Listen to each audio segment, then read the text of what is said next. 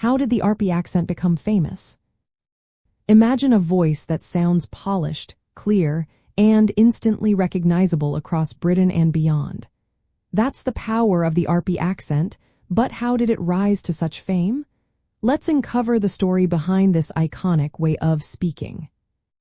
The story begins in the late 1700s and early 1800s.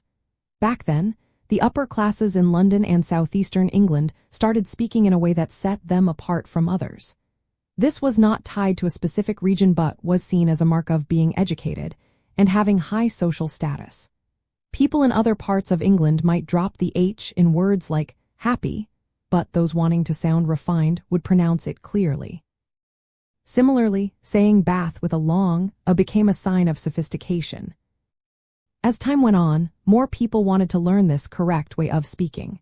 Elocution lessons became popular, especially among the wealthy and educated. These classes focused on teaching proper pronunciation and diction.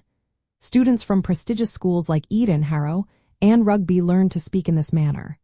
Many of these students went on to become leaders in government, the military, and the church, carrying this accent with them into important roles.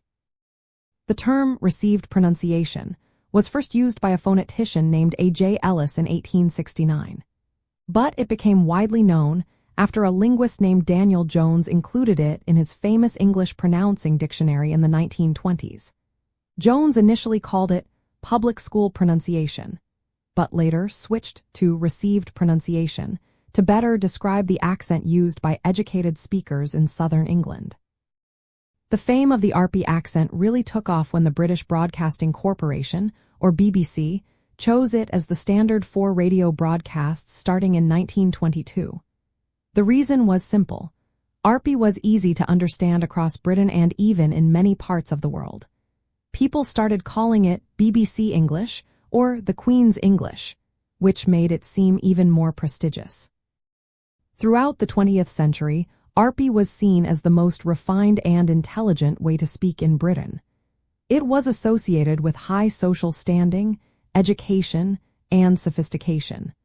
If someone spoke with an RP accent, people might assume they came from a privileged background or had a good education.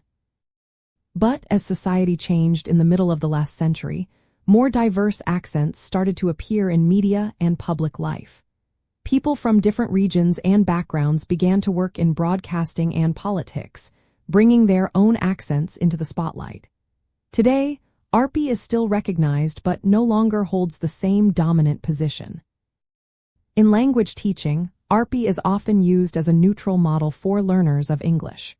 For example, teachers might say, the word castle in received pronunciation is pronounced, and then use it in a sentence like, we visited the castle on the hill.